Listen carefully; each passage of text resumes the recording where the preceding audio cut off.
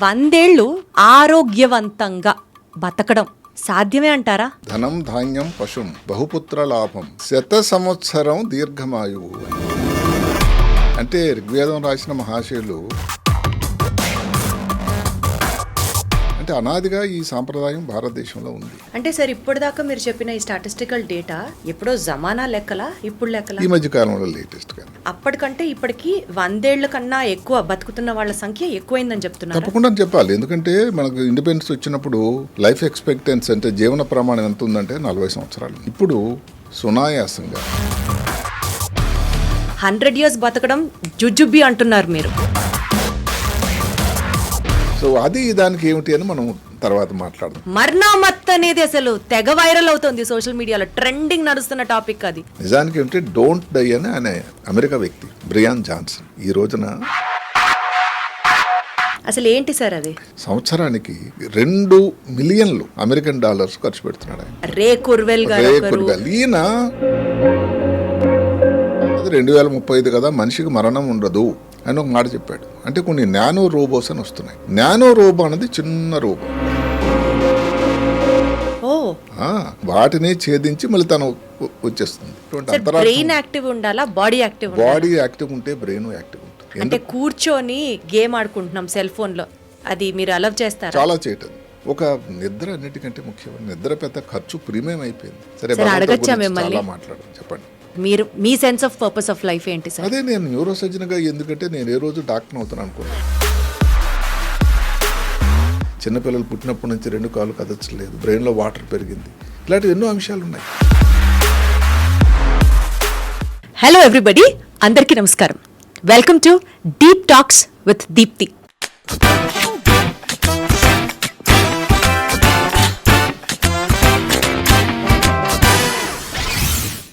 ఇది నిజంగా చాలా డీప్ టాక్ కాన్వర్జేషనే అవుతుంది. ఎందుకంటే నిండు 100 ఏళ్ళు హాయిగా సంతోషంగా ఏ చీకుచింత లేకుండా సంతోషంగా బతకడం అసలు సాధ్యమేనా? ఏదో ఆశీర్వదించాలంటే 10 మందిని చల్లగా 100 ఏళ్ళు ఉండు నాయనా అని ఆశీర్వదించేస్తారు, కానీ అసలు ప్రాక్టికల్గా కుదురుతుందంటారా? ఏమో. ఇదే టాపిక్ గురించి డీటెయిల్గా మాట్లాడడానికి I have one of our esteemed guest for today's show, doctor Ranganathan garu, senior neuro surgeon and from AIIMS. So Ranganathan garu నమస్తే అండి. నమస్తే. ఎలా ఉన్నారు?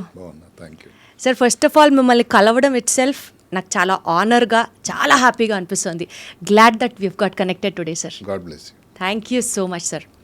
Sir, coming to a topic, చాలాసార్లు మీరు చేసిన పాడ్కాస్ట్లు, మీరు ఇచ్చిన detailed analysis of your versions of many things in life విన్నాను, వింటూ పెరిగాను. ఇంకా చెప్పాలంటే మిమ్మల్ని చాలా ఫాలో అయ్యాను is what I wanted to tell you.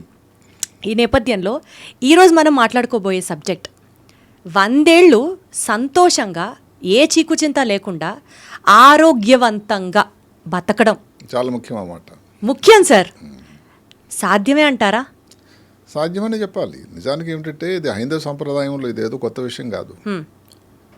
ఋగ్వేదంలో శ్రీ సూక్తం అని ఉంటుంది. అంటే ఏదైనా మంచి కార్యక్రమం, సంతోషకరమైన దీపావళి వచ్చింది, సో వేద పండితులు ఆశీర్వదిస్తారు. ధనం ధాన్యం పశుం, ధనం ధాన్యం పశుం బహుపుత్ర లాభం 100 సంవత్సరం దీర్ఘమాయువు అని. అంటే ఋగ్వేదం రాసిన మహాశయులు అప్పుడే అనుకున్నారంటే 100 సంవత్సరాలు బతకడం అనేది పెద్ద విషయం కాకపోవచ్చు అని. అంటే అనాదిగా ఈ సాంప్రదాయం భారతదేశంలో ఉంది. ఈ మధ్యకాలంలో ఏమిటంటే దాని మీద కొంచెం ప్రజలు ఎక్కువ మంది దృష్టి పెడుతున్నారు.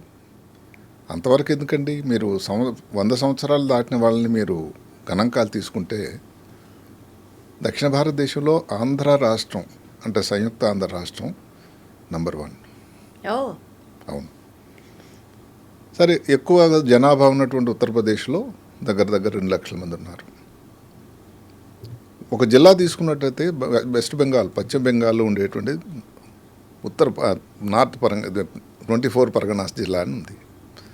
అంటే ఇదేదో కొత్త విషయం కాదు.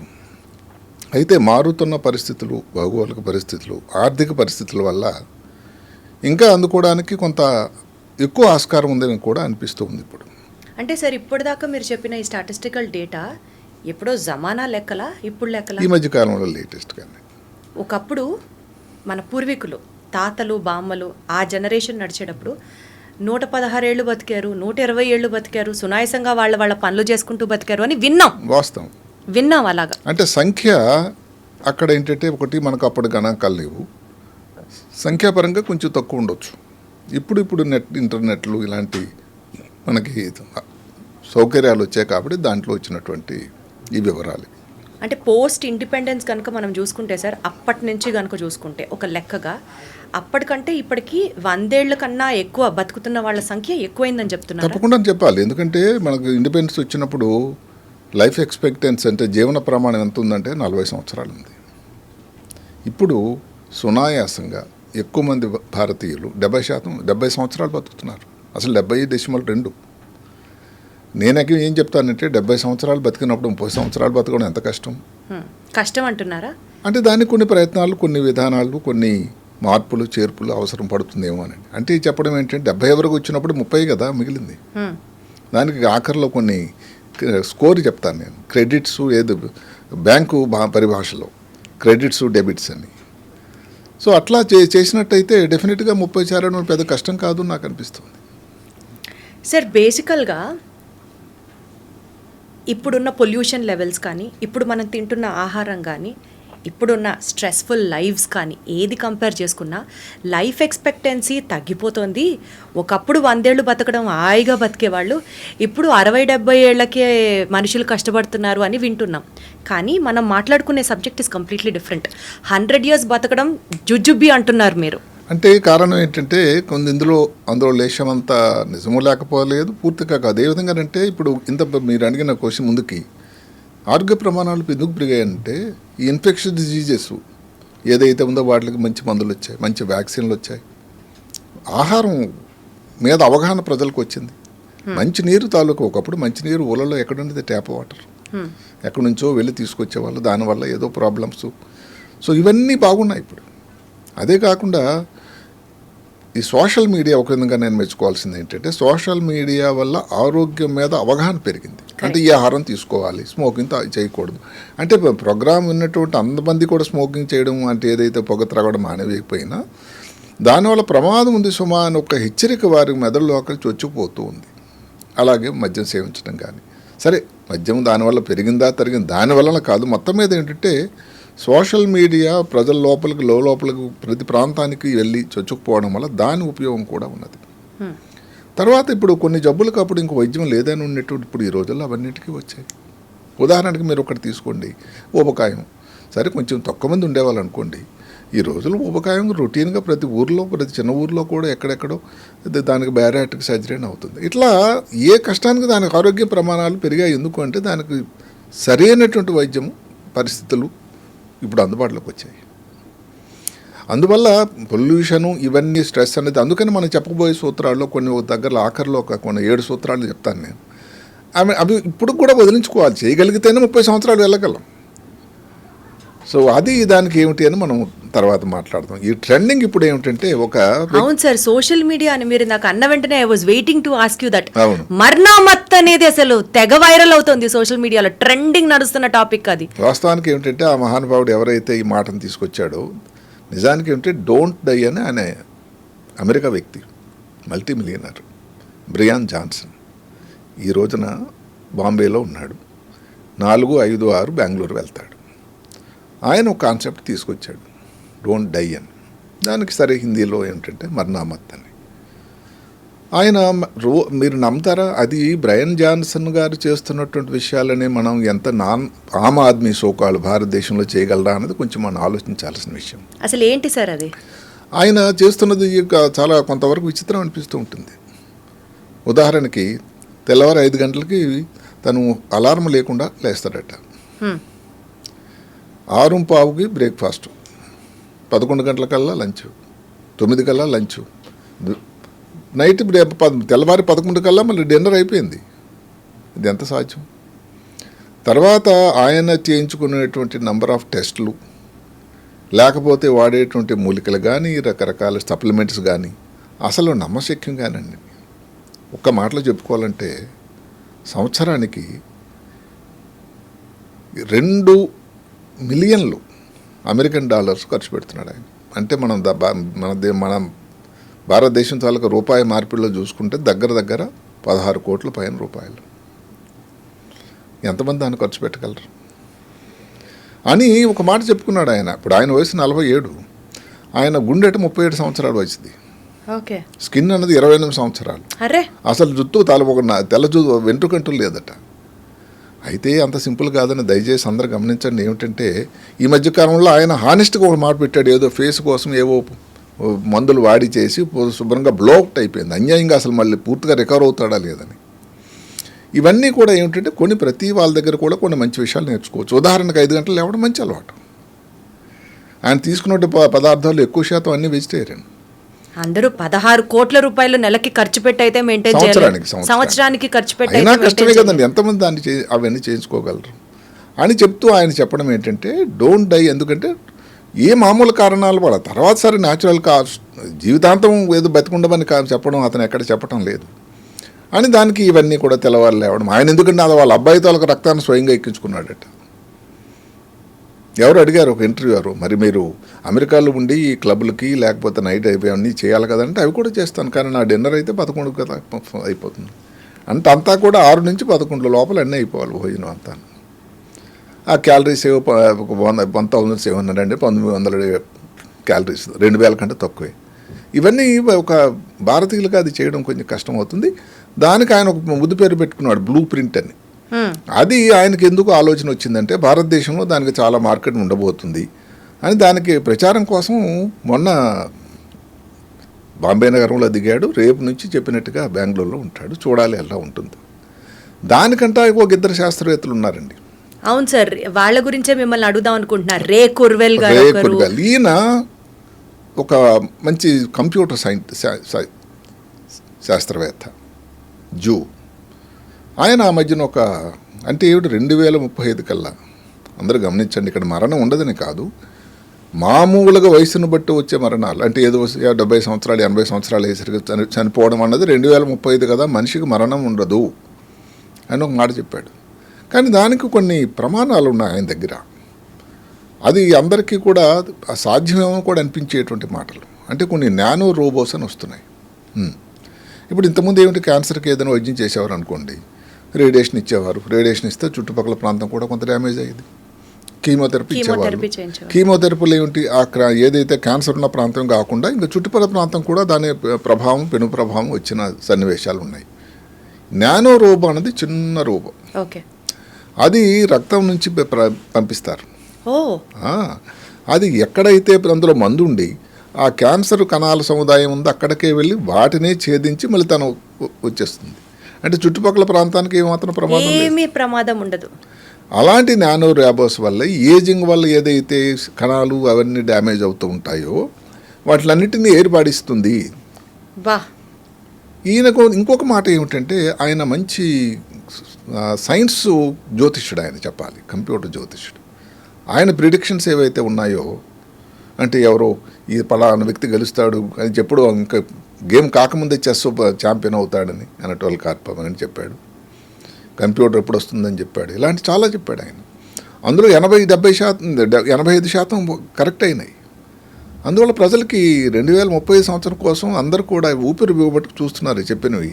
అంటే ఆయన చెప్పింది ఏంటంటే మరణాలు ఉండవని కాదు, నార్మల్ కారణాల వల్ల. ఇప్పుడు క్యాన్సర్ వచ్చిందనుకోండి, ఎవరు ఆపగలరండి? ఇంకేదైనా వచ్చింది అనుకోండి, ఎవరు ఆపగలరు? నార్మల్గా వయసుతో వచ్చినట్టు మార్పుల వల్ల మరణాలు జరగవు అని రే కుర్వెల్ చెప్పారు.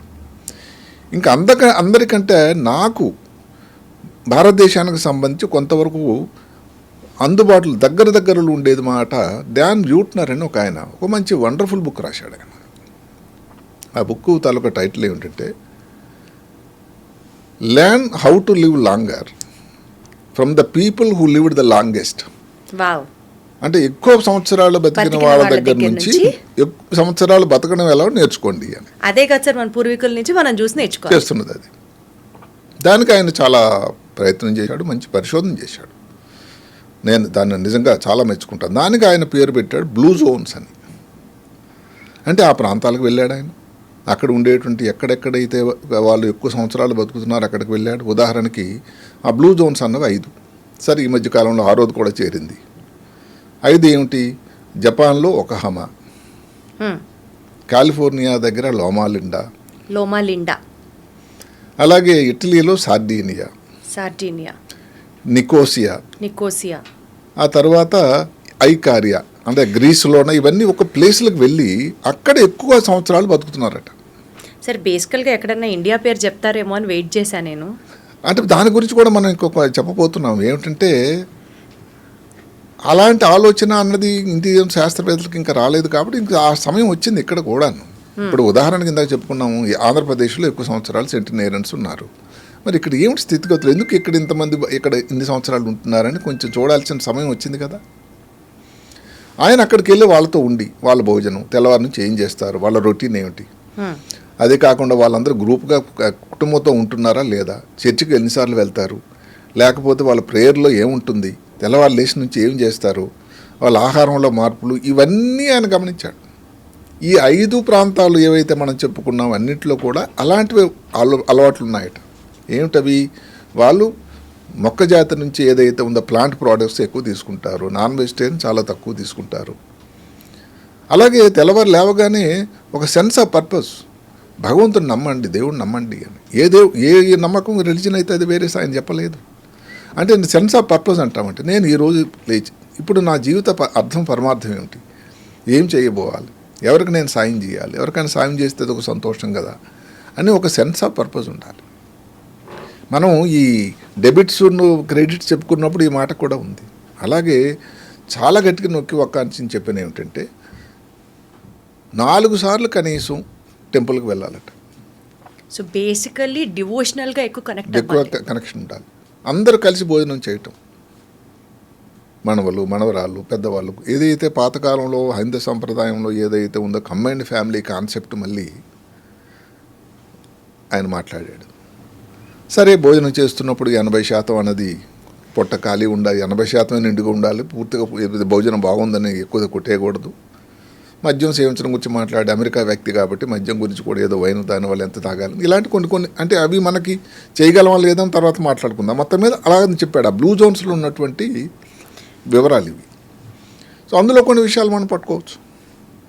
ఉదాహరణకి ఎక్కువగా వెజిటేరియన్ భోజనం చేయడం, ఫ్యామిలీతో కలిసి భోజనం చేయడం, దేవుడిని నమ్మడం, సెన్స్ ఆఫ్ పర్పస్, ఇంకోళ్ళ పక్క వాళ్ళకి, తోడి వాళ్ళకి, చుట్టాలకి, బంధువులకి ఎవరికైనా సాయం చేయడం, గ్రాటిట్యూడ్. భగవంతుడు ఏదైతే భగవంతుడి వల్ల ఈ రోజున ఈ మాత్రం నేను భోజనం చేయగలుగుతున్నాను, లేకపోతే ఆరోగ్యంగా ఉన్నాను, నా కుటుంబం బాగున్నారని ఈ గ్రాటిట్యూడ్ ఉండేటట్టయితే అన్నీ క్రైస్తవ సాంప్రదాయంలో అన్ని దగ్గర కూడా ఉన్నాయి. భోజనం చేసేటప్పుడు మేము హాస్టల్లో లైలకాజీలు ఉండేటప్పుడు ఏంటంటే భోజనం మొదలుపెట్టినప్పుడు ఒక ప్రేయర్ ఉండేది. అవన్నీ ఒక gratitude to the lord who has given something for us. 100% sir, మనిషికి కావాలి. ఇవి జరిగేవి. దానికి ఈ మధ్యకాలంలో సింగపూర్ అనే ఒక చిన్న దేశం ఉంటుంది, అది 6th బ్లూ జోన్గా వచ్చింది. ఓ వావ్, వండర్ఫుల్. అయితే మిగతా బ్లూ జోన్స్కి సింగపూర్కి ఏంటో తేడా చెప్పమంటారా? ఇది క్రియేటెడ్ సిటీ, ఆర్టిఫిషియల్ సిటీ. వాటిలాగా న్యాచురల్గా అవన్నీ కూడా సముద్ర తీర ప్రాంతంలో ఉన్నాయి, దూరంగా. అంటే ఈ హసల్ బజల్ ఏదైతే మీరు అన్నారు, పొల్యూషన్ ఇలాంటి దూరంగా ఉన్నారు. మరి ఇక్కడ కాదు కదా, అది చాలా అధికంగాను, చాలా ఇండస్ట్రియల్ కంట్రీ, చిన్న కంట్రీ అయినా కానీ పర్ఫెక్ట్ ప్లాన్తో నిర్మించుకున్నారు. చాలా డిసిప్లిన్ కంట్రీ. Correct sir. అసలు ఎవరు కూడా చూయింగ్ గమ్ అయితే దానికి కింద ఊసారంటే దానికి ఒక ఫైన్ ఉంటుందండి. Top medical universities in the world are in Singapore sir, అన్ని కంట్రీ. అయితే అక్కడ నుంచి కొన్ని మనం నేర్చుకోవాల్సింది ఏంటంటే 10 సంవత్సరాల క్రితం ఒక యావరేజ్ సింగపూర్ వ్యక్తి ఆయు ప్రమాణం 65 సంవత్సరాలు. ఇప్పుడు ఎంత సంవత్సరాలు ఉన్నాయో తెలుసా? 85. My God. ఎస్, 20 సంవత్సరాలు ఈ 10 ప్రాంతంలో పెరిగింది. Despite of being the most busiest place. దానికి కారణం ఒక 3 విషయాలు నాకు చాలా నచ్చాయి. ఒకటి ఏమిటంటే ఈ హౌసింగ్, అంటే గవర్నమెంట్ వారే ఏదైతే 2 బెడ్రూమ్ అని మన కాన్సెప్ట్ వచ్చిందో అక్కడ హౌసింగ్ బోర్డ్ డెవలప్మెంట్ అని ఒక బోర్డు పెట్టి, అంటే అందరూ దగ్గర ఉండి, ఇప్పుడు గేటెడ్ కమ్యూనిటీ కాన్సెప్ట్ అండి, అక్కడే ఉండడం, కూర్చొని ఏదో ఎక్కడ సాయంకాలం కలుసుకోవడం, అక్కడే పార్కులో ఆడుకోవడం, కూర్చోవడం, ఏదో పాటలు పాడుకోవడం, భోజనాలు చేయడం, కలిసి భోజనం ఈరోజు మీ ఇంటి దగ్గర చేస్తే, దానివలన అందరికీ కలిసిమెలిసి ఉండడం వల్ల ఈ లోన్లీనెస్ ఉండదు అని. ఆ తర్వాత మనం చెప్పుకుంటాం, లోన్లీనెస్ అనేది ఏకాకే ఉండడం అన్నది అన్నిటికంటే పెద్ద డిజీజ్ అయిపోయింది. ఇప్పుడు ఒక పెద్ద ఎపిడమిక్, అంటువ్యాధి అయిపోయింది. అది ప్రివెంట్ చేయడానికి. ఇంకొక ఇంట్రెస్టింగ్ ఏమిటి, ఇప్పుడు పిల్లలు చదువుకున్నారు, రెక్కలు వచ్చి వెళ్ళిపోతున్నారు అమెరికా అని. అది కాకుండా పోనీ వెళ్ళిన వాళ్ళు సరే, వాళ్ళు ఆర్థిక ప్రగతి, వాళ్ళ జీవితం అరగాలి, దానికి మనం అబ్జెక్షన్ చెప్పడం కాదు. ఉన్న వాళ్ళైనా ఒకళ్ళు ఎక్కడో కోకాపేటలో ఉంటారు, ఇంకోళ్ళు ఎవరో ఎల్బీ నగర్లో ఉంటారు. కష్టం కదండి. దానికి సింగపూర్ వాళ్ళు చూడండి ఎంత మంచి ఆలోచన చేశారంటే, ఎవరైతే దగ్గరలో ఉంటారు, ఇప్పుడు వాళ్ళ అమ్మ నాన్న ఎక్కడో ఒక ఫ్లాట్స్లో ఉన్నారనుకోండి, అదేదో ఒకటి ఖాళీ అయింది, రీసేల్కి వచ్చింది, వీళ్ళు కానీ దాన్ని కొనుక్కోవడానికి వెళ్తే 40,000 సింగపూర్ డాలర్లు ఇది ఇస్తున్నారు రాయితీ. ఓ వావ్. అదే కానీ 4 కిలోమీటర్ల దూరం ఉన్నారనుకోండి, వాళ్ళు ఇంకొంచెం ఎక్కువ తక్కువ చేస్తున్నారు, దూరం అయిపోయారుగా. అంటే ఏమిటి, అంటే గవర్నమెంటే ఫ్యామిలీ మెంబర్స్ ఒకే చోట ఉండడానికి ఎఫర్ట్ అన్నమాట. ఇంకొక ముఖ్యమైన అంశం ఏమిటంటే పబ్లిక్ ట్రాన్స్పోర్ట్. అసలు నేను సింగపూర్ వెళ్ళినప్పుడు ఈ సైకిళ్ళు అక్కడెక్కడో పార్కులు వచ్చి నడుచుకొని ఇచ్చేవాళ్ళు, అందరూ ఎక్కి మెట్రో ఎక్కడమే, కార్లు ఎవరైనా నడిపిస్తారు, చాలా తక్కువ. మనకి ఇంటి దగ్గర 3 కార్లు 2 కార్లు. పబ్లిక్ ట్రాన్స్పోర్ట్ వల్ల కూడా ఏమిటంటే పొల్యూషన్ తక్కువ అవుతూ ఉంటుంది. ఎందుకు 50% సింగపూర్ వాళ్ళు పనికి వెళ్ళే వాళ్ళు పబ్లిక్ ట్రాన్స్పోర్ట్ వాడుతున్నారు. అమెరికాలో 5%. భారతదేశం నుంచి గణాంకాలంత పక్కాక మనకు రాలేదు కాబట్టి చెప్పలేదు నేను. అలాగే హాకర్స్ జోన్స్ అని పెట్టారు. అంటే ఇప్పుడు ఒకప్పుడు అసలు సింగపూర్లో జంక్ ఫుడ్కి ఫస్ట్ అనమాట. మనకు అందరికీ తెలుసు, జంక్ ఫుడ్ తిన వల్ల దానివల్ల షుగర్ ఉంటుంది, సాల్ట్ ఉంటుంది, ఆరోగ్యం బాగా పాడవుతుంది, ఊబకాయం వస్తుంది, హార్ట్ అటాక్ వస్తుంది, ఇవన్నీ తెలిసినవే. అవన్నీ దృష్టిలో పెట్టుకొని ఈ హాకర్స్ ఏమిటంటే తక్కువ రాయితీలో మంచి భోజనం అందరూ కలిపి ఒక దగ్గర భోజనం చేయడానికి ఒక పద్ధతి కల్పించారు. దానికి కూడా వాళ్ళు సబ్సిడీ ఇచ్చారు. అంటే ఏమిటి, ప్రభుత్వం నుంచే వీటన్నిటికీ కూడా ఒక ఆలోచన వచ్చింది. సో దీనివల్ల చాలా మారింది.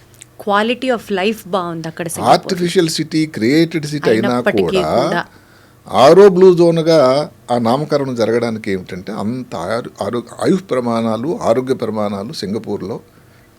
అయితే సింగపూర్ గురించి జోక్ చెప్పుకుంటే సింగపూర్ పక్కనే మలేషియా ఉంటుంది.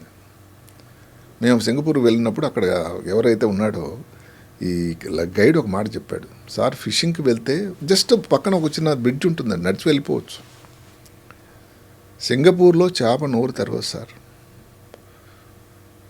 కొంచెం పక్కకు వెళ్ళగానే మలేషియాలో అటు నోరు తెరుస్తుంది, అంటే అక్కడ గేలం వేస్తే దొరికిపోతుంది. నేను అడిగాను ఇదేమిటయ్యా విచిత్రం అని. దానికి ఆయన చెప్పడం ఏంటంటే సింగపూర్లో రూల్ అంత స్ట్రిక్ట్ సార్, అసలు ఎవరు నోరు తెరవదు సార్, చేప కూడా నోరు తెరవదు అన్నాడు. సరే అది హాస్యాస్పదమా నిజమైనా కానీ డెఫినెట్గా సింగపూర్లో మాత్రం డిసిప్లిన్ అనేది 150%. అయినా మరి అంత పెద్ద, కానీ అక్కడ కాస్ట్ ఆఫ్ లివింగ్ కూడా అంతే ఎక్కువ.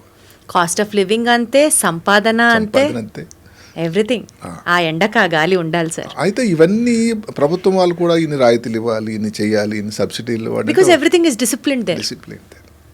కానీ ఈ 3 వాళ్ళైతే ఆలోచనలు ఏవైతే ఉన్నాయో నాకు కూడా చాలా నచ్చినటువంటి ఆలోచనలు. సార్ ఇప్పుడు ఈ 3 సైంటిస్టుల గురించి మాట్లాడుకుందాం. అంటే వాళ్ళ 3 థియరీస్ని మనం సమరైజ్ చేసుకునే ప్రయత్నం చేద్దాం.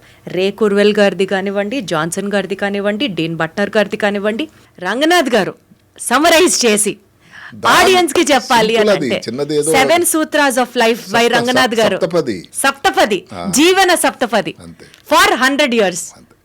చాలా సింపుల్ అండి, పెద్ద కాంప్లికేటెడ్, దానికి పెద్ద ఖర్చుతో కూడుకున్నది కాదు. ఉదాహరణకి ఒకటి ఉంది, ఈట్ రైట్. భోజనం తీసుకునేదే సరైన భోజనం you are what you eat అంతే. అంటే ఏమిటి, ఇప్పుడు నా దాంట్లో కొంచెం నాన్ వెజిటేరియన్ తాలూకు పాలు తక్కువ ఉండాలి, ఇందాక చెప్పినట్టుగానే ఏదైనా ఫ్రూట్స్ కానీ మీ ఊర్లో దొరికినవే, కొంచెం సాల్ట్ తక్కువ ఉండాలి, ఈ గ్రిల్డ్ ఫుడ్ అవన్నీ తీసుకోకూడదు. ఏమైపోతారు సార్ ఈ చాట్ బండ్ల వాళ్ళు, పానీపూరి బండ్ల వాళ్ళు, జంక్ ఫుడ్ వాళ్ళు ఏమైపోతారు సార్? వాళ్ళు బతకాలి, వాళ్ళు కూడా భారతీయులే. అయితే ఇప్పుడు నేను చెప్పేది ఎవరెవరైతే 100 సంవత్సరాలు ఉండాలి అని అభిలాషించుకుంటున్నారు, ఇలాంటి కొన్ని కట్టుదిట్టం అయితే చేసుకోవాల్సిన. అందుకనే దానికి ఈట్ రైట్ అన్నారు. Eat right. సో రైట్ అంటే కరెక్ట్గా ప్లాంట్ ప్రోడక్ట్స్ తినడం, ఫ్రూట్స్ తీసుకోవడం, సాల్ట్ తక్కువ, షుగర్ తక్కువ తీసుకోవడం. ఇందాక చెప్పినట్టుగానే భోజనం చేస్తున్నప్పుడు 80% ఉండి 20% ఖాళీ ఉంచడం, ఎందుకంటే జీర్ణం అవ్వడానికి. అది ఈట్ రైట్. ఫస్ట్ సూత్రం eat right. Keep your body right. Take care of your body. ఉదాహరణకి వెయిట్ అండి, ఈ రోజుల్లో చాలా ప్రాబ్లం అయిపోయింది. ఎక్కడ చూసినా కానీ ఊబకాయం. ఇందులో ఇంతవరకు నేను సర్జన్గా ఎవరికి కూడా నేనేదో దానికి అడ్వర్టైజ్మెంట్ చేయడం కాదు కానీ ప్రజల్లో ఉన్నటువంటి భయం ఆందోళన పోవాలి సర్జరీ గురించి. ఈ విషయం అదే చెప్తుంది. మాటకి ఇప్పుడు ఎవరైనా ఈ బ్యారియాట్రిక్ సర్జరీ ఊబకాయం కోసం సర్జరీ చాలా విరివిగా జరుగుతున్నాయి. మీరు నమ్ముతారా? 10 సంవత్సరాలు ఎక్కువ అవుతుందట వాళ్ళ ఆయు ప్రమాణం. అద్భుతం. క్యాట్రాక్ట్ వచ్చిందనుకోండి 9 సంవత్సరాలు. క్యాట్రాక్ట్ అంటే ఏం సింపుల్, ఉదయం. ఇప్పుడు ఏంటిది పొద్దున ఆపరేషన్ చేయించి సాయంత్రం డిశ్చార్జ్ అయిపోతారు సార్. Day care. కరెక్ట్. ఇప్పుడు హిప్ సర్జరీ వచ్చింది, హిప్ రీప్లేస్మెంట్ సర్జరీ వచ్చింది, రోబోస్ వచ్చాయి, 2 రోజులని నడిపిస్తున్నారు. ఓ అమ్మో హిప్ సర్జరీ అంటే ఇంక జీవితాంతం బెడ్ మీద ఉంటామని ఒక ఆలోచన ఉండేది. సరైనది కాదండి. హైదరాబాద్ నగరంలోనే కనీసం 6 డజన్ చోట్ల ఇంకా ఎక్కువ ఉన్నాయేమో రోబోస్ సౌకర్యం ఉంది. 2 రోజులు అయిపోతారు. 10 సంవత్సరాలు మీకు పెరుగుతుంది దానివల్ల. సెన్స్ ఆఫ్ పర్పస్ ఏదైతే మనం ఇందాక అనుకున్నామో, భగవంతుడు ఎందుకు నేను ఈరోజు కూడా ఉన్నాను, ఎవరికి నేను సాయం చేయాలి, చేస్తే దానిలో సంతోషం ఏంటి, దానిలో నాకు ఆనందం ఏంటి, నా జీవిత పరమార్థం ఏంటి, దానికి అర్థం ఏమిటి, నువ్వే కల్పించావు తండ్రి అని చెప్పుకుంటే ఇంక 7 సంవత్సరాలు అవుతుందట. 4 సార్లు ఏదైతే టెంపుల్కి వెళ్ళి భగవంతుని దాన్ని అయ్యా అని. సార్ మనం 1 by 1 మాట్లాడుకుందాం. సెకండ్ మనం కీప్ యువర్ బాడీ రైట్ దగ్గర ఉన్నాం. So third theory will be exercise. అంటే యాక్టివ్గా కీప్ యువర్ బాడీ రైట్ అంటేనే మనం ఎక్సర్సైజ్ చేయాలి. దానికి నేను చెప్పిన ఏది ఆరోగ్యంగా ప్రాబ్లం వచ్చిందనుకోండి, ఉదాహరణకి పాలీఫార్మసీ, ఎక్కువ మందులు వేసుకోకూడదు, డాక్టర్ గారి తాలూకా పర్యవేక్షణలో ఉండాలి. ఇప్పుడు హిప్ ప్రాబ్లం వచ్చిందనుకోండి, దానికి వైద్యం ఆ డాక్టర్ గారు చెప్పినట్టు నీ జాయింట్ అనుకోండి, దానికి ఇన్ని సంవత్సరాలు ఎక్కడ లేదు, కానీ దానివల్ల డెఫినెట్గా మీకు ఏదో ఈ మిగతా ఊబకాయం రావడం, హార్ట్ అటాక్లు, బీపీలు ఇవన్నీ రాకుండా ఉండడానికి, ఆరోగ్యం పెరగడానికి అవకాశం ఉంది. ఇంకో మాట నేను అందులో మాటల్లో చెప్పకపోయాను. ఇందులో ఒక నెగిటివ్ మాట కూడా ఉంది. నెగిటివ్ పాయింట్స్ ఉన్నాయి. అంటే డెబిట్ అవుతుంది. ఏమిటది? ఇప్పుడు ఎవరికైనా డయాబెటీస్ చాలా ఎక్కువ ఉంది. Diabetes correct. కాలలో చిన్న గాయం అయిందంటే అది మానదు. అవును. అందువల్ల దానికి అలాగ డ్రెస్సింగ్ చేస్తూ ఇవి చేసి చివరికి కాలు తీసేటువంటి పరిస్థితి. ఆ డయాబెటిక్ ఫుట్ అంటారు దాన్ని. Correct sir. దానికి కానీ సరిగ్గా సత్వరమైన వైద్యంగా చేయకపోతే ప్రాణాపాయం అది. అలా చేయకపోవడం వల్ల 15 సంవత్సరాలు నెగిటివ్ అయిపోతుందట. సో అన్నీ పాజిటివ్ మాటలే మనం చెప్పటం లేదు, అంటే ఇందులో కూడా ఉన్నాయి. ఇప్పుడు మీరు అడిగారు మూడోది ఏది యాక్టివ్, కీప్ యాక్టివ్. ఎక్సర్సైజ్ అనే దగ్గర కీప్ యాక్టివ్. అసలు ఒక వయసు వచ్చిన తర్వాత ఏదో పని చేస్తూ ఉండాలని ఉదయం నుంచి సాయంకాలం వరకు. ఎక్కడ చేస్తారు సార్? అసలు పొద్దున్న నుంచి సాయంత్రం వరకు ఏం చేస్తారు సార్? మనకి అన్ని రోబోలు వచ్చేసి, మెషిన్లు వచ్చేసి, ఆ మొబైల్లు, ఆ రోబోలు, దానివల్ల అయిపోయింది. నేను చెప్పేది ఏంటి, ఇంటి దగ్గర అనుకోండి, ఏవో పుస్తకాలు సర్దుతున్నారు, న్యూస్ పేపర్లు సర్దుతున్నారు అనుకోండి, 5 పేపర్లు ఉన్నాయి. ఇంతకుముందు 5 కలిపి ఒకసారి పెట్టేవాళ్ళు. మీరు 2 సార్లు 3 సార్లు దాన్ని విభజించండి. ఏదైనా ఫోనే వచ్చింది అనుకోండి, బోస్ గారే ఫోన్ చేశారు, నిలబడి మాట్లాడండి. ఏదైనా పని చేసినప్పుడు కొంచెం నిలబడి అటు తిరుగుతూ ఉండండి. అదే కాకుండా ఏదైనా కొత్త స్పోర్ట్ ఏదైనా నేర్చుకోండి సార్. 60 ఏళ్లలో 70 ఏళ్లలో కూడా కొత్త స్పోర్ట్లు దానికేమిటి, ఇప్పుడు ఏదో దాన్ని షటిల్ ఆడక్కర్లేదండి. ఏదైనా స్పోర్ట్ అంటే ఇప్పుడు మాటకి మీరు వాకింగ్ క్లబ్ అని ఉంది, లాఫింగ్ క్లబ్స్ ఉన్నాయి, అందులో మెంబర్స్గా చేరండి. సింపుల్గా ఏదైనా కొత్త విషయం ఇంకా నేర్చుకోండి.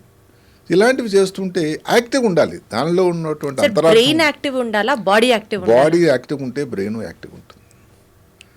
అంతే కదండి. అంటే కూర్చొని గేమ్ ఆడుకుంటున్నాం సెల్ ఫోన్లో, అది మీరు అలవ్ చేస్తారా? చాలా చేయటది. అందులో మొబైల్లో కూడా 2 రకాలు ఉన్నాయి, పాసివ్, యాక్టివ్ అని. పాసివ్ అంటే ఏమిటి అంటే మీరు ఇంకా అలా స్క్రోలింగ్ చేస్తూ ఉంటారు, స్క్రోలింగ్ దానివల్ల చాలా చేయటం. యాక్టివ్ స్క్రోలింగ్ అని అంటే మీరు ఏదైనా బ్లాగ్ రాశారు, అందులో మీరు ఏదైనా కొత్త వీడియో చేశారు, ఒక దానికోసం మీరు ఏదైనా ఆన్సర్ చేశారు, రీసెర్చ్ చేయడాలు. అది ఎప్పుడైతే మీ మెదడుకి సానబెడతారో, మెదడుకి మేత ఉంటుందో, దానిని యాక్టివ్ స్క్రోల్ అంటారు. అది చాలా ఉపయోగకరం. అది మనం గంటలు కూడా అదే కదా. అందుకని నేను చెప్తున్నాను, ఏదైతే ఉందో మొబైల్ అనేది గొప్ప సాధనం, కానీ అది మించి దాటిపోయినట్టయితే వచ్చే ఇబ్బంది ఇది. Okay sir. So third point exercise, యాక్టివ్గా ఉండాలి. Got it sir. 4th Sutra of life. తర్వాత నాలుగోది ఏమిటి, ఇదేమిటంటే చూస్ యువర్ హ్యాపీ ప్లేస్. అంటే ఏమిటి, మీరు అక్కడికెక్కడో గార్డెన్ లేకపోతే ఏదో పార్కు అక్కడికి వెళ్ళి చెప్పిన ఇందాక సేమ్ సింగపూర్ వాళ్ళు చేసినట్టు మిరపకాయ బజ్జీ సెంటర్ దగ్గరికి వెళ్తే సైక్లింగ్ చేయండి. మిరపకాయ బజ్జీలో చాలా ఆయిల్ ఉంటుంది. లేదు ఇంకొకటి ఏదైతే సెపరేట్గా ఉండడం మాత్రం ప్రయత్నించకండి. లోన్లీనెస్. ఎవరైనా రూమ్మేట్ని పెట్టుకోండి. లోన్లీనెస్ గురించి మాట్లాడుతూ ఒక అమెరికా శాస్త్రవేత్త, అదే కాక సర్జన్ జనరల్ అంటారు ఆయన, భారతదేశ సంతతి. లోన్లీగా ఉండే వ్యక్తుల వల్ల ఏంటంటే ఒక డజన్ సిగరెట్లు ఒక రోజు కాలిస్తే ఎంత ప్రమాదమో అంత ప్రమాదం అంటే లోన్లీగా ఉండి. ఇందాక చెప్పిన ఇంకొకటి ఏంటి, దగ్గర చుట్టాలకి బంధువులకి మనం సాయం చేస్తే, ఇది చాలా జాన్ హాప్కిన్స్ కాలేజీ నుంచి వచ్చినటువంటి స్టడీ. దాని వలన దగ్గర దగ్గర 15 సంవత్సరాలు ఇంకా హ్యాపీగా బతకొచ్చట. అద్భుతం. అలాగే మీరేమిటంటే ఈ ఎక్కడ ఆరోగ్యము ఎక్కడ మనకి ఒక్కరే ఉన్నారనుకోండి, ఓ దగ్గరలో హాస్పిటల్ సౌకర్యం ఏదైనా వెళ్ళాలని చేయాలని. నేను మామూలుగా కొంచెం ఈ మొబైల్ వాడకానికి నేను వ్యతిరేకనైనా ఈ చాటింగ్ గ్రూప్స్ ఏదైతే వాట్సాప్ గ్రూప్ కొంతవరకు దాని ఉపయోగకరం కూడా ఉంది. ఏదో మిత్రులతోని, పాత మిత్రులతోని, ఎవరో మా కాలేజీ వాళ్ళు లేకపోతే ఎయిమ్స్ వాళ్ళతో మాట్లాడుతూ ఉంటే ఒకప్పుడు ఎక్కడండి దొరికేవాళ్ళు. అంటే గెటింగ్ కనెక్టెడ్ టు కనెక్టెడ్ అంటే అలా కనెక్ట్ అవ్వడానికి ఫోన్ ని ఇది ఒక వాడుకోవచ్చు. సాధనం. అయితే కంటిన్యూస్గా కూర్చొని ప్యాసివ్ అది మాత్రం గాట్ ఇట్ సార్. దానివల్ల sir, so choose your happy place, that's the fourth choose Sutra your of happy life. Place. Got it. Relaxation. అది ఫిఫ్త్ సూత్రానా సార్? అవునండి. రిలాక్స్ అంటే ఏమిటి, ఒక నిద్ర అన్నిటికంటే ముఖ్యమైన నిద్ర పెద్ద ఖర్చు ప్రీమియం అయిపోయింది. 7 నుంచి 8 గంటలు హాయిగా నిద్ర. సార్ మీరు నమ్మరు, 60 ఇయర్స్కో లేకపోతే 50 ఇయర్స్ దాటిన వాళ్ళు పెద్దవాళ్ళు నిద్ర పట్టట్లేదు అని చెప్తే వినేవాళ్ళం. అసలు 30 ఏళ్ళ వాళ్ళకి, 25 ఏళ్ళ వాళ్ళకి కూడా నిద్ర లేదు ఈ రోజుల్లో. అదే సరిగ్గా కదండి, అదొక పెద్ద ప్రీమియం అయిపోయింది. అది ఎగ్జాక్ట్లీ అది కాస్ట్తో కూర్చొని వస్తువు కరెక్ట్ సార్. అయిపోయింది. స్లీప్ నిజానికి సెల్స్ ఉన్నాయి సార్, స్లీప్ సెంటర్స్ ఉన్నాయి సార్ హైదరాబాద్ లో, బోల్డ్ మెట్రో సిటీస్ లో తెలుసు ఉన్నాయి. నాకు. ఎందుకంటే నిద్ర అన్నది కారణం ఏంటంటే పేదవాడైనా భాగ్యవంతుడైనా ఏ జాతి వాడైనా ఏ మతం వాడైనా భగవంతుడు ఇచ్చినటువంటి ఒక వరం. ఇప్పుడు మధ్యాహ్నం ఏదో పని చేస్తూ ఉంటాడు, ఏదో బండ మీద పడుకుంటాడండి, ఏం ఏసీ ఉంది, ఏం హంసతూలికా తలుపు ఉందండి, ఆకలి రుచెరగదు, నిద్ర సుఖమెరగదు. సుఖం ఎరగదు. మరి అలాంటి నిద్ర రాకపోవడం ఏమిటి, మీరు ఏ టైంకి నిద్రపోతున్నారు? సృష్టికర్త తయారు చేసినప్పుడే మెదడులో మెలటోనిన్ అని ఒక హార్మోన్ తయారు చేశాడు, నిద్ర రావడానికి కార్యభూతమైనటువంటిది. ఇప్పుడు చీకటి పడిన తర్వాత దాని తాలూకా తయారీ మొదలవుతుందట, ఉత్పత్తి. ఓకే రాత్రి 1 గంట 12 ప్రాంతంలో మ్యాక్సిమం పీక్ వస్తుంది, ఓకే 4 గంటల నుంచి తగ్గిపోతూ ఉంటుంది. ఇప్పుడు చాలామంది వచ్చి నిద్ర నేను పడుకుంటాను డాక్టర్ గారు అని అంటే, ఎప్పుడు పడుకుంటావా అంటే 11 పడుకొని 7కి లేస్తానండి.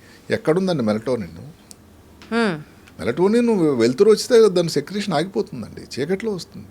ఓహో, అసలు వెలుతురు వస్తేనే బాడీలో దాని సెక్రేషన్ ఆగిపోతుంది. ఎప్పుడు సార్ దాని ప్రీమియం సెక్రేషన్ టైం? రాత్రి, మధ్యరాత్రి. అది కూడా చీకటి. ఇప్పుడు మీరు మొబైల్ వాడుతున్నారు, దాని బ్లూ లైట్ వస్తూ ఉంటుంది, దానివల్ల మన మెలటోనిక్ హాని జరుగుతూ ఉంటుంది. సో బ్లూ లైట్ కూడా మెలటోనిన్ సెక్రేషన్ కి హార్నెస్ అవుతుంది. ఏదైతే చెప్తామంటే ఈ ఎలక్ట్రానిక్ పరికరాలు ఏవి కూడా నిద్ర పూసే సమయంలో కడు దూరంలో ఉండాలి. ఏదో మొబైల్లో మెసేజ్ వచ్చింది చూడడం, ఒక మెయిల్ చూడడం, దానికి ఆన్సర్ చేయడం ఎట్లంటే నిద్ర పడుతుంది. సో నిద్ర అనేది 7 నుంచి 8 గంటలు. 7 నుంచి 8 గంటలు ఇవాళ రోజున సార్ అవసరం. అలా అయితేనే మీరు మెదడుకి ఏదైతే జరుగుతుందో ఏమిటంటే అమ్మ, మెదడు కూడా ఒక ముఖ్యమైన అవయవం. అది ఉదయం నుంచి సాయంకాలం వరకు 24/7 365 డేస్ ఇంకా పని చేస్తూనే ఉంటుంది కదండి. దానికి కూడా రెస్ట్ అవసరం కదా. ఏదైనా ఏజ్ గ్రూప్ కి 7 నుంచి 8 గంటలు అవసరం అంటారా సార్? పిల్లలు అయితే ఇంకా ఎక్కువ, 12 గంటలు అంటాం. చిన్నపిల్లలు పుట్టిన వాళ్ళు అప్పుడు 12-15 గంటలు పడుకుంటారు, వాళ్ళంతా పడుకునే ఉంటారు. తల్లిదండ్రులు వర్రీ అవుతుంటారు, అంటే పాలు ఇవ్వడానికి నిద్ర లేపాల్సి ఉంటుంది. అంటే 60-70 ఇయర్స్ వాళ్ళకి కూడా 7 to 8 hours ఇంపార్టెంట్ అంటారు. అవసరం. కోని ఒక గంట మనం రాయితీ ఇచ్చినా కానీ, ఎందుకంటే ఆ సమయంలో కొంతవరకు నిద్ర సమయం తక్కువ అవుతుంది. కానీ ఎవరైతే ఇంతసేపు నిద్రపోగలిగితే వాళ్ళు అదృష్టవంతుల కింద. అదృష్టవంతులు సార్ నిజంగా. అదే కాకుండా ఆఫ్టర్నూన్ న్యాప్ అని ఉంటుందండి, మధ్యాహ్నం. యాస్, సియస్టా. అది కానీ ఒక 20 నిమిషాలు. మళ్ళీ దాంట్లో ఏమిటి, నిద్ర మంచం పడుపు మీద పడుకోకూడదు, కూర్చొని. అది 2:30-3 నుంచి మధ్యాహ్నం. అదేం లెక్క సార్? అదంతే. ఎందుకంటే మరి దీని మీద పడుకున్నారనుకోండి, ఇంకా మరి లేవరు మీరు. 20 నిమిషాల తర్వాత ఎక్కువ గంట సేపు పడుకున్నారనుకోండి, ఈరోజు బాగుంది అనుకోని, మరి రాత్రి నిద్ర ఎలా వస్తుందండి?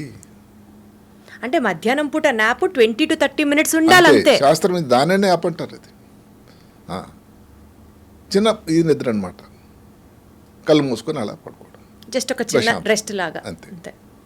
అదే కాకుండా ఇంకా రిలాక్సేషన్ ప్లేస్ ఏదైతే ఈ స్పా అని మన ఇప్పుడు వచ్చింది ఈ మధ్యన, హైదరాబాద్లో కూడా చాలా చోట్ల ఉన్నాయి. వాటిని ఫిన్లాండ్లో ఒకటి, ఏది హ్యాపీయెస్ట్ కంట్రీ ప్రపంచంలో ఏది తెలిసిన? ఫిన్లాండ్. బిందాస్ ఉంటారు వాళ్ళు. అంటే గత 7 సంవత్సరాల నుంచి ఆ దేశాన్ని కొట్టగలిగిన దేశం ఇంతవరకు లేదు. అమెరికా లేదు, సింగపూరు లేదు. అక్కడ ఏమిటంటే వీళ్ళందరూ ఇదే హ్యాపీ. ఎవరో చెప్పారు నాకు, ఇంక అక్కడ ఆ మధ్యన వెళ్ళి ఫిన్లాండ్ దర్శించిన వాళ్ళు, ఒక వస్తువే పోయింది అనుకోండి ఎక్కడో పార్క్లో, మీరు నమ్ముతారట, ఎవరో వెతుకొని వచ్చి మీకు ఇస్తారట. అంత మంచి వాళ్ళు ఉంటారు అక్కడ. మంచి వాళ్ళు ఉన్నారు అక్కడ. అంటే అది ఆ దొంగిలింపడం అనేది చేయటం అలాంటి లేని అలవాట్లు ఆ దేశం తాలూకా భౌగోళిక పరిస్థితి అది.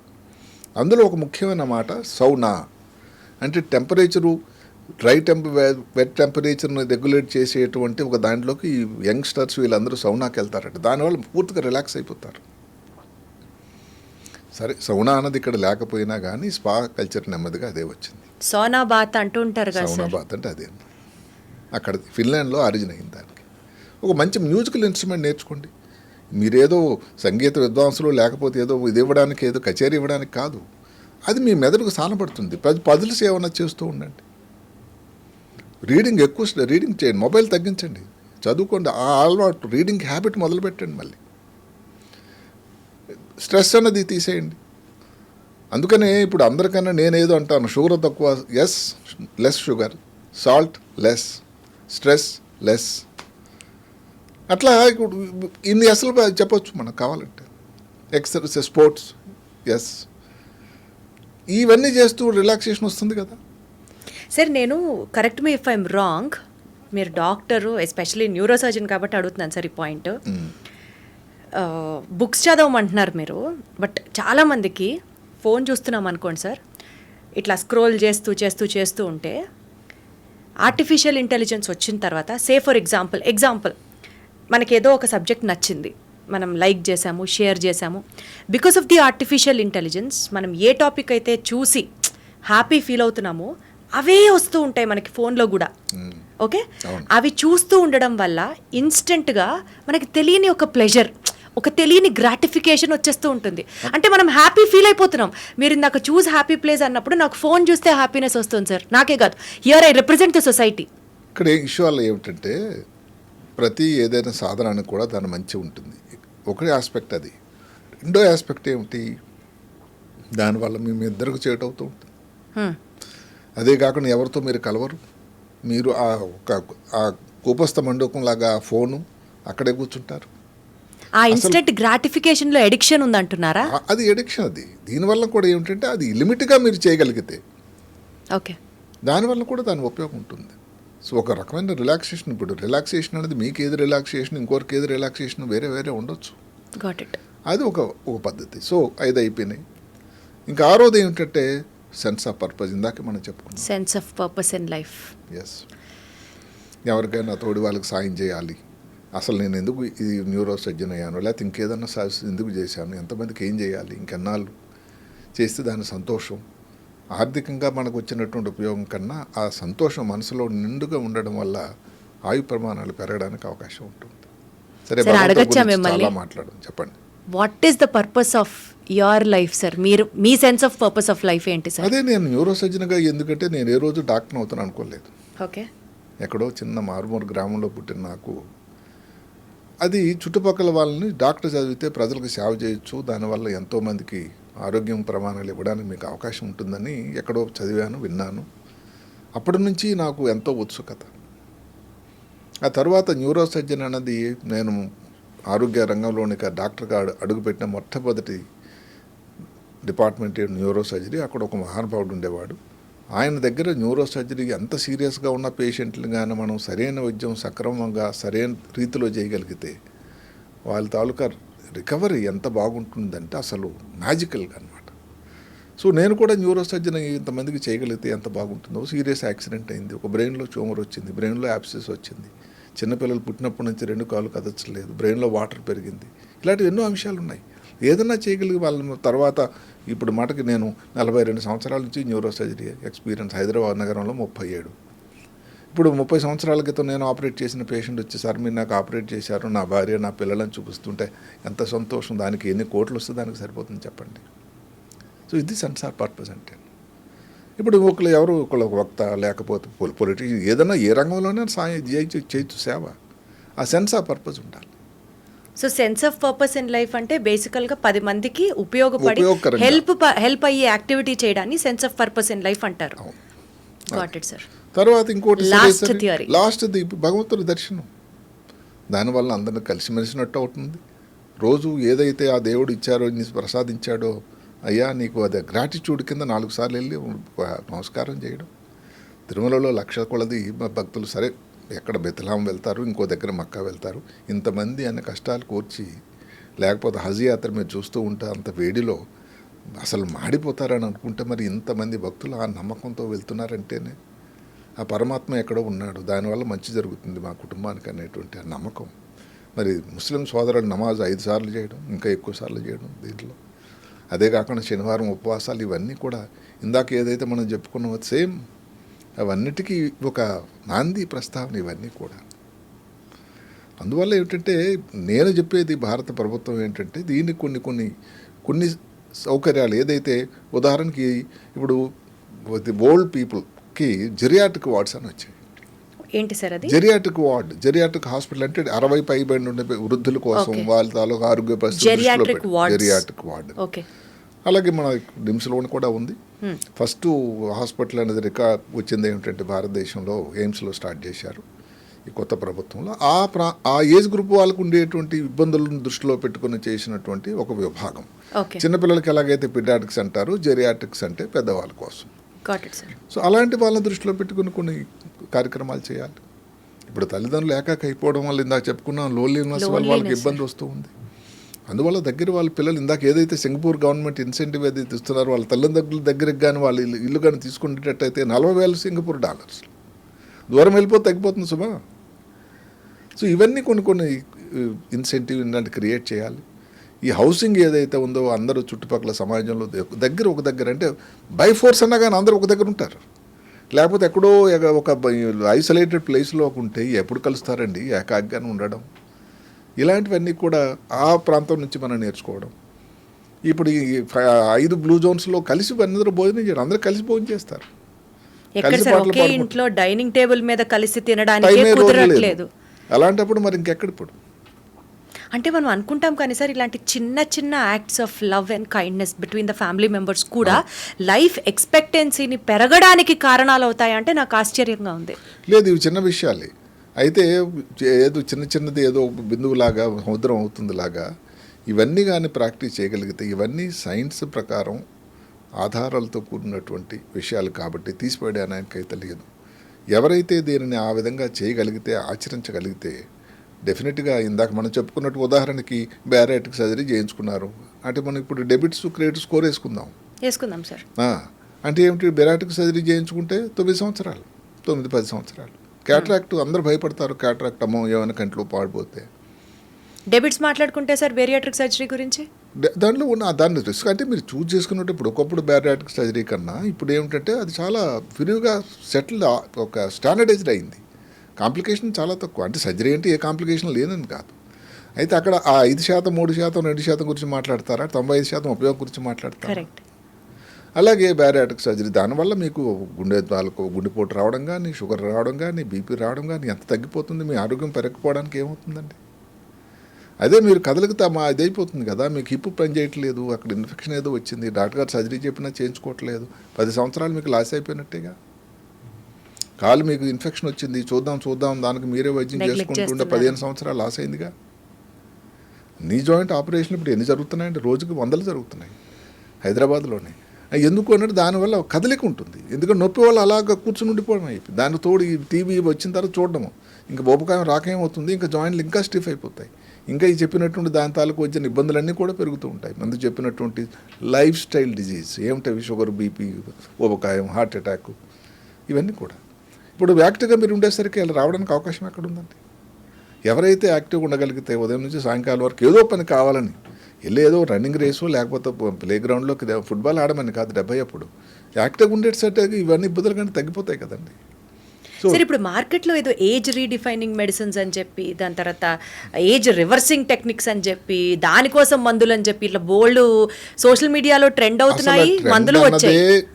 ఎందుకంటే ఆర్థిక ప్రమాణాలు పెరుగు నుంచి భారతదేశంలో కానీ అమెరికాలో కానీ ఏమిటంటే ఇంకా ఎక్కువ బతికి ఉండాలి అనేటువంటి ఒక ఆశ ప్రజల్లో ఎక్కువ వచ్చింది. మీరు నమ్మండి, సోషల్ మీడియాలో ఏదో ఒక అంశం ఎవరో వ్యక్తి ఒక కొత్త డైట్ రాశాడు 5 P's అవాయిడ్ చేయమని.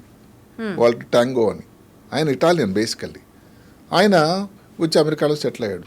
ఆ తర్వాత ఆ మధ్యన అక్కడికి వెళ్ళి చూసేసరికి ఇటలీలో ఎవరైతే సన్నంగా చక్కగా ఉండేటువంటి వ్యక్తులు దొడ్డ అయిపోయి ఒబేసిటీ వచ్చిందట. అప్పుడు ఆలోచిస్తే పిజ్జాలు తినొద్దన్నాడు. నమ్మండి, ఇంకా పిజ్జా అసలు ఆరిజిన్ ఎక్కడ వచ్చింది? ఆస్ట్రేలియాలో, ఇక్కడ ఇటలీలోనే. సో అలాగా 5 P'లు చెప్పాడు. 5 P's ఆర్ పాయిజన్ అన్నాడు. అంటే అది ట్రెండింగ్ ఇప్పుడు అలాగైపోయిందని. అంటే ఏమిటి, ఎక్కువ పెరగడం, ఎక్కువ హ్యాపీగా ఉండడానికి 5 P's. ఒకటి అన్నాడు పిజ్జా, రెండోది పాస్తా, మూడోది పొటాటో, భారతీయులకు చాలా ప్రియమైంది, విన్నారు కదా. అలాగే 4వది అక్కడ ఒక బ్రెడ్ దొరుకుతుందట, ఆ బ్రెడ్ వాడకూడదని చెప్పారు. పీటా బ్రెడ్ అది ఇటలీలో. లాస్ట్ది ఏమిటంటే విచిత్రంగా అనిపిస్తూ ఉంటుంది, ప్రోటీన్ తినకూడదా అని ఆయన చెప్తాడు. అదే కదా నేను చెప్పేది. ఏంటంటే వాళ్ళు చెప్పింది వేదము లేకపోతే భగవద్గీతని కన్నా మంచి తీసుకుంటే తప్పులేదు. మంచి మనం తీసుకుందాం. ఉదాహరణకి ఇప్పుడు పొటాటో అనుకోండి, దాంట్లో కార్బోహైడ్రేట్స్ వద్దు. పిజ్జా అన్నది డెఫినెట్గా అంత మంచిది కాదు. పాస్తా డెఫినెట్లీ తప్పు. వైట్ బ్రెడ్ అది, వైట్ బ్రెడ్ అయితే అన్ని దగ్గర అన్ని పరిశోధనలు కూడా వైట్ బ్రెడ్ బ్రౌన్ బ్రెడ్ కంటే ఎక్కువ హేతువాదం అండి. బేసికల్లీ ఇవన్నీ రిఫైన్డ్ షుగర్స్ తోనే చేసినవి, రిఫైన్డ్ మైదా, వీట్ ఫ్లవర్. అందువల్ల అవి అవాయిడ్ చేయమని. సరే, ప్రోటీన్ గురించి ఆయన చెప్పాడు, అది అందులో మనం 5 నుంచి 4 కుదిద్దాం, అది వేరే సంగతి. మొత్తం మీద నేను ముందు నుంచి చెప్పిందల్లా ప్రతిదీ ఎవరో చెప్పింది మనం దీనిలోకి పరిగణలోకి తీసుకోకుండా మనం ఉన్న ఉనికిలో, మనం ఉన్న పరిస్థితుల్లో, భౌగోళిక పరిస్థితుల్లో, అవైలబిలిటీలో ఏది మంచి అని తీసుకున్నట్టయితే భారతదేశంలో కూడా ఏదైతే సంఖ్య ప్రస్తుతానికి ఏది ఎక్స్పెక్టేషన్ ఏమిటండి, ఇప్పుడు ఉన్నది టోటల్గా భారతదేశంలో సెంటినేరియన్స్ అంటే 100 సంవత్సరాలు పైబడి ఉన్నవాళ్ళు 2.5%, 5 లక్షలు అంటే 2.5 లక్షలు ఉన్నారు. 2050కి ఈ సంఖ్య 6 లక్షలు అవుతుందట. అంటే ఇంకెక్కువ సంవత్సరాలు గడవాలంటే ప్రభుత్వం నుంచి, వ్యక్తుల నుంచి, కుటుంబాల నుంచి, ఎందుకంటే అమెరికా నుంచి ఫోన్ల వల్ల కాదు కదండి కూడా ఉండడం చేయటం అన్నది. మరి ఎంత తేడా వచ్చింది చెప్పండి ఎక్కడ మీరు సింగపూర్లో. ఇవి కానీ ఏదైతే పాత సాంప్రదాయం ఏదైతే కమాండ్ ఫ్యామిలీస్, మనవలు మనవరాళ్ళు, మళ్ళీ సీతారామయ్య గారి సినిమారాళ్ళు అయితే మరి కష్టం కదండి మనవరాళ్ళలాగా. అందువల్ల ఇది ఎవరిని కించపరచడానికి కానీ ఒకవేళ ఒక వ్యక్తి నేను 100 సంవత్సరాలు ఉండాలి, ఆరోగ్యవంతంగా ఉండాలి, మళ్ళీ దానికి ఎవరో మహానుభావుడు ఏది బెంజమిన్ కెండిల్ అని ఒక కెనడియన్ సైకాట్రిస్ట్ చెప్పాడు, longevity is useless if you are on the bed for long. Absolutely true sir. Use ఏంటండి? కరెక్ట్. అందుకనే మనం అది పెట్టి ఆరోగ్యవంతమైనటువంటి 100 సంవత్సరాలు. అది చేయాలంటే కొంత ప్రయత్నం అయితే అందరి తరపు నుంచి ఇతోతంగా కావాల్సి ఉంటుంది. అది పెద్ద కష్టమైనటువంటిది, ఖర్చుతో కూడుకున్నది పెద్ద కానే కాదు. ఇది చేయటం అన్నది అసాధ్యం అని అనుకోకుండా చేయగలిగితే అందరూ కూడా 100 సంవత్సరాలు బతికి ఈ దేశంలో ఇంకా దేశం ప్రగతికి ఎంతోమంది బాగవుతూ ఉంటారు. Wonderful sir, very well said sir. So ఇందాక సార్తో డిస్కస్ చేసేటప్పుడు ఫస్ట్ వచ్చిన పేరు జాన్సన్ గారు. ఇప్పుడు ఆయన ఖర్చు పెడుతున్నట్లుగా 16 కోట్లు ఖర్చు పెట్టి మరి యాన్యువల్గా అంత మెయింటెనెన్స్ చేయించుకుంటూ 100 సంవత్సరాలు బతకడం ప్రాబబుల్లీ అందరికీ కష్టం అవ్వచ్చు గాక, అందరికీ కుదరకపోవచ్చు గాక, కానీ చాలా సింప్లిఫైడ్గా సప్తపది ఆఫ్ లైఫ్ రంగనాథ్ గారు షేర్ చేసినట్లుగా 7 sutras for 100-year life span ఏదైతే సార్ ఒకసారి రివైజ్ చేసుకుందాం. Eat right, treat your body right, exercise well, choose your happy place, active. So third one is exercise, stay active, relax. Fourth one is relax. Choose your happy place. Sense of purpose in life. And trust the Lord. Trust the Almighty. ఈ 7 సూత్రాలని గనక మీరు follow అయితే ఇవి చాలా simple అండి. 100 సంవత్సరాలు మనం కూడా చిరంజీవులుగా హ్యాపీగా బతకచ్చు అన్నది నాకు నమ్మకం వస్తోంది. అండ్ చాలా హ్యాపీగా కూడా ఫీల్ అవుతూ ఈరోజు మీ అందరికీ తెలియజేస్తున్న point. Thank you so much Ranganath garu. It was pleasure talking to you. And for more videos, please subscribe to iDream. Please subscribe to iDream. Please subscribe iDream. And please subscribe to iDream. For more videos, subscribe to iDream. please like, share and subscribe to the channel. Congratulations, iDream. Subscribe to iDream. Subscribe to iDream. So subscribe to iDream Media. iDream ki iDream team andarki huge congratulations. Please subscribe iDream Media. Please subscribe to iDream. Subscribe iDream. Please subscribe to iDream. iDream అంటే నా కళల channel subscribe చేసుకున్న నోరు తిరుగుతలేదు, మీరైతే గంట గుర్తు కొట్టండి. For more such videos, please subscribe to iDream.